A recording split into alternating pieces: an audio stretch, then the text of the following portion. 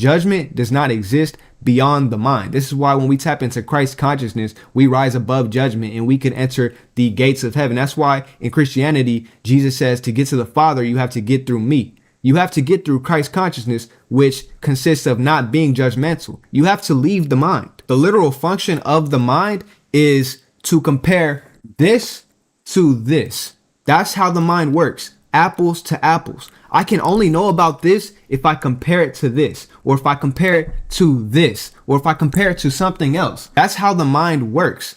This to that. And that's how we learn about a bunch of things, by comparing everything else to everything else in the mind. But when you rise above the mind, you see this and you see how it relates to everything in existence. You see the whole thing in one thing, not just one thing to another thing. And that's the difference between the mind and the higher mind, or the abstract is what I like to call it, and the higher ways that you can receive and interpret information.